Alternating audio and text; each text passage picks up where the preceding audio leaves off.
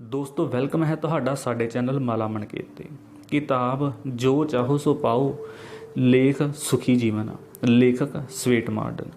ਸੱਭਿਅਤਾ ਇਸਤਰੀਆਂ ਦਾ ਗਹਿਣਾ ਹੈ। ਜਿੱਥੋਂ ਤੱਕ ਹੋ ਸਕੇ ਸੱਭਿਅਤਾ ਨੂੰ ਕਦੇ ਹੱਥੋਂ ਨਹੀਂ ਜਾਣ ਦੇਣਾ ਚਾਹੀਦਾ। ਹੋਰ ਗੁਣ ਤਾਂ ਪਿੱਛੋਂ ਦੇਖੇ ਜਾਂਦੇ ਹਨ, ਪਰ ਸਭ ਤੋਂ ਪਹਿਲਾਂ ਸੱਭਿਅਤਾ ਹੀ ਦੇਖੀ ਜਾਂਦੀ ਹੈ। ਜਿਨ੍ਹਾਂ ਲੋਕਾਂ ਵਿੱਚ ਹੋਰ ਸਭ ਗੁਣ ਹੁੰਦੇ ਹਨ ਅਤੇ ਸੱਭਿਅਤਾ ਨਹੀਂ ਹੁੰਦੀ, ਉਹ ਕਿਸੇ ਨੂੰ ਖੁਸ਼ ਨਹੀਂ ਕਰ ਸਕਦੇ। ਉਹਨਾਂ ਦਾ ਕਿਤੇ ਮਾਣ ਹਾਸਲ ਨਹੀਂ ਹੁੰਦਾ। ਜੋ ਮਨੁੱਖ ਛੋਟੇ ਵੱਡੇ ਸਾਰਿਆਂ ਨਾਲ ਨਿਮਰਤਾ ਅਤੇ ਸੱਭਿਅਤਾ ਦਾ ਵਿਹਾਰ ਕਰਦਾ ਹੈ, ਉਹ ਸਭ ਨੂੰ ਵਸ ਵਿੱਚ ਕਰ ਲੈਂਦਾ ਹੈ ਅਤੇ ਸਾਰੇ ਲੋਕ ਉਸ ਦਾ ਆਦਰ ਸਨਮਾਨ ਕਰਦੇ ਹਨ। ਸੱਭਿਅਤਾ ਅਤੇ ਨਿਮਰਤਾ ਦੇ ਵਿਹਾਰ 'ਤੇ ਕਿਸੇ ਦਾ ਕੌਡੀ ਪੈਸਾ ਖਰਚ ਨਹੀਂ ਹੁੰਦਾ ਅਤੇ ਇਹ ਸਭ ਬਚਪਨ ਤੋਂ ਹੀ ਸਿਖਾਇਆ ਅਤੇ ਸਿੱਖਿਆ ਜਾ ਸਕਦਾ ਹੈ। ਕਦੇ ਭੁੱਲ ਕੇ ਵੀ ਕਿਸੇ ਨੂੰ ਕੌੜੀ ਗੱਲ ਨਾ ਕਹੋ। ਵਿਆਹ ਸ਼ਾਦੀਆਂ ਵਿੱਚ ਚੱਲਦੇ ਫਿਰਦੇ ਘਰ ਜਾਂ ਬਾਹਰ ਸੱਭਿਅਤਾ ਦਾ ਵਿਹਾਰ ਕਰੋ। ਦੂਸਰੇ ਦੇ ਨਾਲ ਪ੍ਰੇਮ ਕਰਨ ਨਾਲ ਉਸ ਦੇ ਪ੍ਰਤੀ ਪ੍ਰੇਮ ਹੀ ਨਹੀਂ ਬਲਕਿ ਵਿਸ਼ਵਾਸ ਅਤੇ ਭਰੋਸਾ ਵੀ ਪੈਦਾ ਹੁੰਦਾ ਹੈ। ਇਹ ਨਹੀਂ ਸਮਝਣਾ ਚਾਹੀਦਾ ਕਿ ਵੱਡੇ ਆਦਮੀਆਂ ਦੇ ਪ੍ਰਤੀ ਹੀ ਛੋਟੇ ਆਦਮੀਆਂ ਨੂੰ ਸੱਭਿਅਤਾ ਦਾ ਵਿਹਾਰ ਕਰਨਾ ਚਾਹੀਦਾ ਹੈ, ਬਲਕਿ ਛੋਟੇ ਤੋਂ ਛੋਟੇ ਮਨੁੱਖ ਤੋਂ ਲੈ ਕੇ ਵੱਡੇ ਤੋਂ ਵੱਡੇ ਮਨੁੱਖ ਨੂੰ ਇੱਕ ਦੂਸਰੇ ਦੇ ਪ੍ਰਤੀ ਸੱਭਿਅਤਾ ਦਾ ਵਿਹਾਰ ਕਰਨਾ ਚਾਹੀਦਾ ਹੈ। ਜੀਵਨ ਨੂੰ ਸੁਖੀ ਬਣਾਉਣ ਦੇ ਲਈ ਆਮੋਦ ਪ੍ਰਮੋਦ ਵੀ ਜ਼ਰੂਰੀ ਹੈ, ਲੇਕਿਨ ਅਜਿਹਾ ਆਮੋਦ ਪ੍ਰਮੋਦ ਨਹੀਂ ਹੋਣਾ ਚਾਹੀਦਾ ਜਿਸ ਵਿੱਚ ਬੁਰਾਈ ਦਾ ਅੰਸ਼ ਆ ਜਾਵੇ। ਮਾਨਸਿਕ ਅਤੇ ਸਰੀਰਕ ਮਿਹਨਤ ਕਰਨ ਦੇ ਬਾਅਦ ਵਿਨੋਦ ਅਤੇ ਕਸਰਤ ਕਰਨਾ ਮਨੁੱਖ ਦੇ ਲਈ ਬਹੁਤ ਹੀ ਜ਼ਰੂਰੀ ਹੈ। ਜਿਨ੍ਹਾਂ ਨੂੰ ਕਸਰਤ ਅਤੇ ਆਰਾਮ ਦੇ ਲਈ ਸਮਾਂ ਨਹੀਂ ਮਿਲਦਾ, ਉਹਨਾਂ ਨੂੰ ਰੋਗ ਅਤੇ ਬਿਮਾਰੀਆਂ ਬਹੁਤ ਜਲਦੀ ਆ ਘੇਰਦੀਆਂ ਹਨ। ਮਜ਼ਾਕ ਅਤੇ ਦਿਲ ਬਹਿਲਾਉਣ ਦੇ ਲਈ ਬਹੁਤ ਸਾਰੇ ਲੋਕ ਕਲੱਬਾਂ ਵਿੱਚ ਜਾਂਦੇ ਹਨ। ਉੱਥੇ ਸ਼ਰਾਬ, ਸਿਗਰਟ ਅਤੇ ਹੋਰ ਨਸ਼ੀਲੀਆਂ ਚੀਜ਼ਾਂ ਖਾਣਾ ਪੀਣਾ ਸਿੱਖ ਜਾਂਦੇ ਹਨ ਅਤੇ ਕਿੰਨੀਆਂ ਹੀ ਬੁਰਾਈਆਂ ਵਿੱਚ ਫਸ ਜਾਂਦੇ ਹਨ। ਸੰਗੀਤ ਵਿੱਦਿਆ ਜਦ ਕਿ ਬਹੁਤ ਹੀ ਦਿਲ ਲੁਭਾਵਣੀ ਵਿੱਦਿਆ ਹੈ।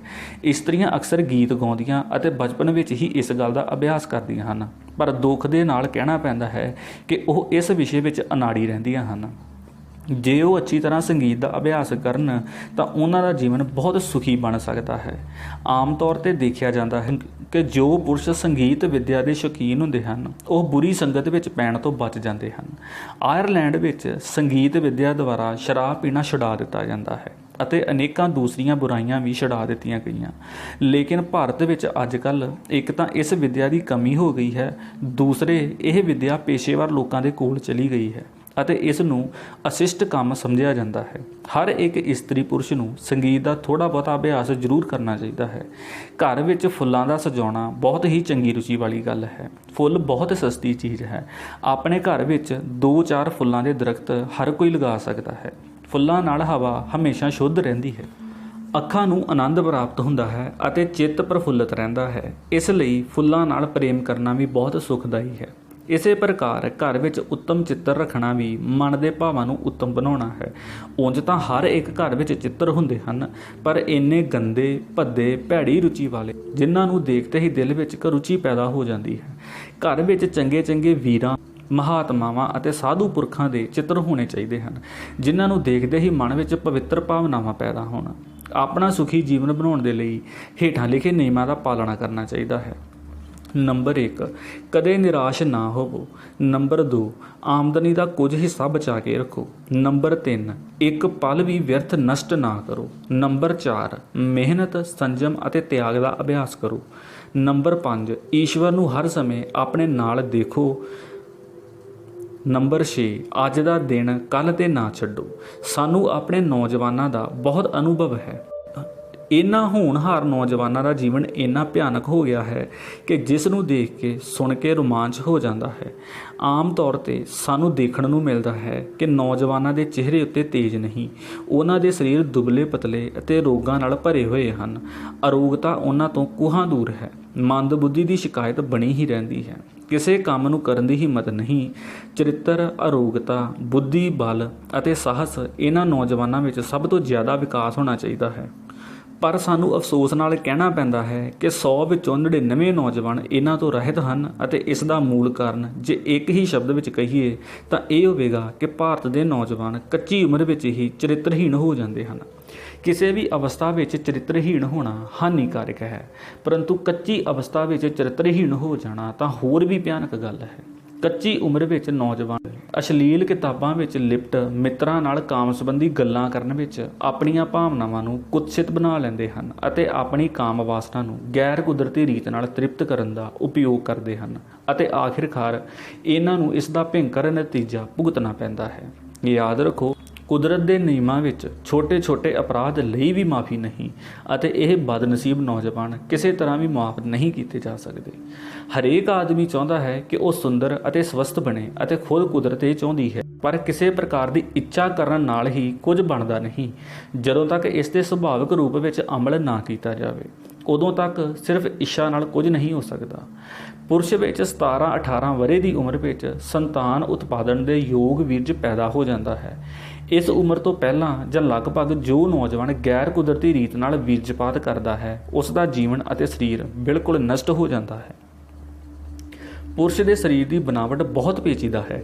ਇਸ ਵਿੱਚ ਕੁਝ ਅੰਗ ਐਸੇ ਹਨ ਜਿਨ੍ਹਾਂ ਨੂੰ ਜੇ ਥੋੜ੍ਹਾ ਜਿਹਾ ਛੇੜਿਆ ਜਾਵੇ ਤਾਂ ਉਹਨਾਂ ਦੇ ਕੰਮ ਵਿੱਚ ਬਹੁਤ ਹਾਨੀ ਹੁੰਦੀ ਹੈ।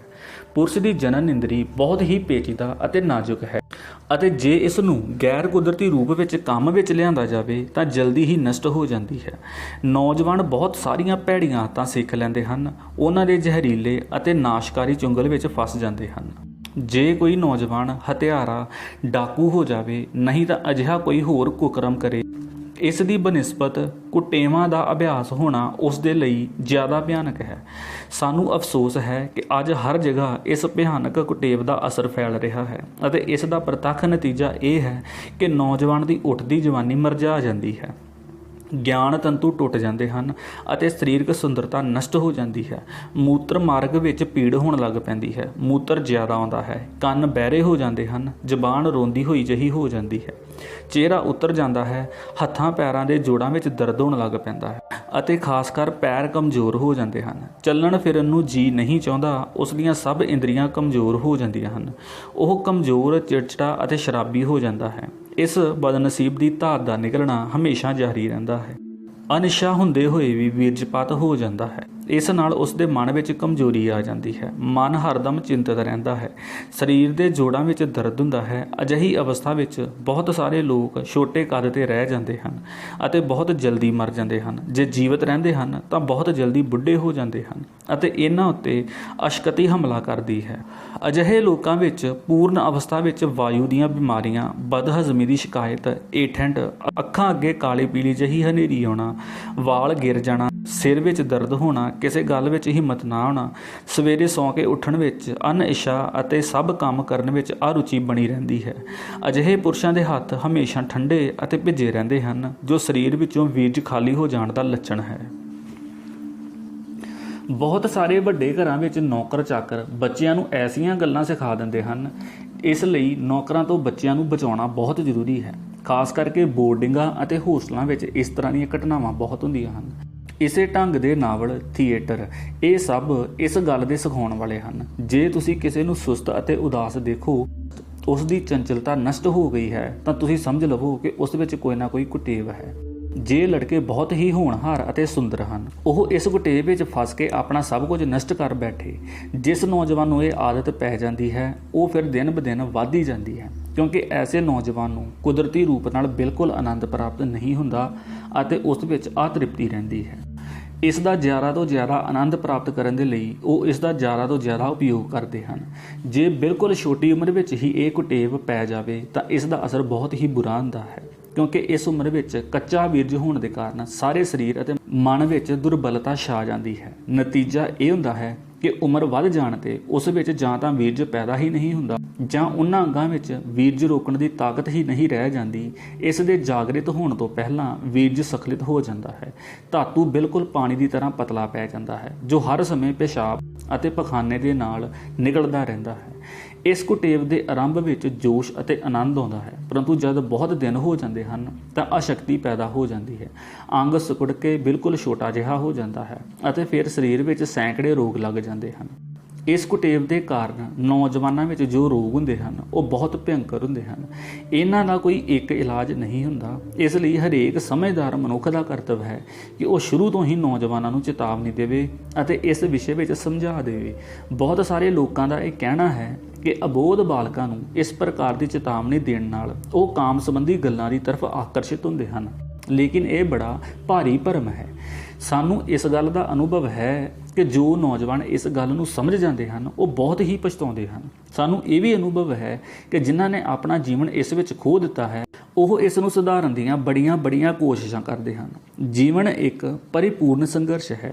ਇਸ ਲਈ ਜੀਵਨ ਦੀ ਰੱਖਿਆ ਕਰਨਾ ਅਤੇ ਉਸ ਨੂੰ ਸਵਸਥ ਰੱਖ ਕੇ ਸਬਲ ਬਣਾਈ ਰੱਖਣਾ ਬਹੁਤ ਜ਼ਰੂਰੀ ਹੈ। ਹਾਰੀ ਬਿਮਾਰੀ ਛੋਟੀ ਨਾ ਸਮਝੋ। ਆਪਣੇ ਗਿਆਨ ਅਤੇ ਸਾਧਨ ਨਾਲ ਉਸ ਤੋਂ ਤੁਰੰਤ ਛੁਟਕਾਰਾ ਪਾਓ। ਤੰਦਰੁਸਤੀ ਇੱਕ ਧਨ ਹੈ। ਜੋ ਆਦਮੀ ਤੰਦਰੁਸਤ ਨਹੀਂ ਉਹ ਚਾਹੇ ਕਰੋੜਪਤੀ ਹੋਵੇ ਚਾਹੇ ਬਾਦਸ਼ਾਹ, ਕਦੇ ਸੁਭਾਗਾ ਨਹੀਂ ਕਿਹਾ ਜਾ ਸਕਦਾ। हर आदमी चाहे दिमागी काम करता हो चाहे सरीरक मेहनत करता हो जां मजदूर ही क्यों ना हो, जे तंदुरुस्त है तो सब नालों ज़्यादा सुखी है। सुख उस समय मिल सकता है जदों साडियां सब इंद्रियां निरोग होण। चाहे केवल सरीरक सुख जीवन का उद्देश्य नहीं, फिर भी ये गल अवश्य है कि जीवन शरीर की तंदुरुस्ती ते ही निर्भर है। तंदुरुस्ती सुख का वरदान है अते रोग मौत का हरकारा। जे साडे मन विच जां शरीर विच किसी प्रकार का रोग उत्पन्न होया होवे तां सानू जान लेना चाहिए है कि असी कोई ना कोई अनियम की गल कीती है अते तुरंत उसकी ठीक व्यवस्था करनी चाहिए है। सानू ये समझ लेना चाहिए है कि जे असी तंदुरुस्ती के ठीक नियमों का पालन नहीं करते तो उसका नुकसान सिर्फ सानू ही नहीं पहुँचेगा बल्कि उसका बुरा परिणाम सारे महल्ले और शहर ते पैंदा है। देखो हैजा, प्लेग आदि भयंकर बीमारियां अक्सर उन्ना ही तंग और गंदियां गलियां विच शुरू होंदियां हन जिथे शुद्ध हवा बिल्कुल नहीं पहुँचती, जिथे लापरवाही नाल कूड़ा करकट सुੱਟ दिता जाता है। छोटी जात ਅਤੇ छोटे काम करने वाले लोग अक्सर अजिहे मकानां विच रहिंदे हन जो गंदे हुंदे हन ਅਤੇ ਉਹ लोग गंदा काम करते ਅਤੇ सफाई की तरफ बिल्कुल ध्यान नहीं दिंदे। इस दा सिट्टा यह हुंदा है कि वह अनेक रोगों के घर पहला हुंदे हन ਅਤੇ ਜਦੋਂ कोई उड्डण वाली बीमारी आउंदी है तो सब तो पहला उन्हां दे असर हुंदा है। तंदुरुस्ती के लिए सब तो वड्डी चीज़ हवा है। खास करके जिथे ज़्यादा आदमी रहिंदे होण तां उत्थे हरदम ताज़ी हवा बनी रहनी चाहिए है। जे हवा आउण दे लई खिड़कियां अते झरोखे ना होण तां उत्थों दी हवा गंदी हो जाती है जो फेफड़ियां नूं नुकसान पहुँचाउंदी है। साफ हवा कोई खर्चीली चीज़ नहीं। जे साडे रहण सौण अते बैठण दी जगह बिल्कुल हवादार अते खुली है तां असीं तंदुरुस्त रह सकते हैं। तुसीं दूसरे हर एक काम विच बचत करो, कणक दी थां जौ खाओ पर हवादार मकान विच रहो। मेरा तां ये कहना है कि स्वस्थ घर इंसान दे लई सब तो वड्डा स्वास्थ्य केंद्र है। सो दोस्तों, इस दे नाल ये लेख खत्म हुंदा है। तो वीडियो नूं पूरा देखण लई धन्नवाद।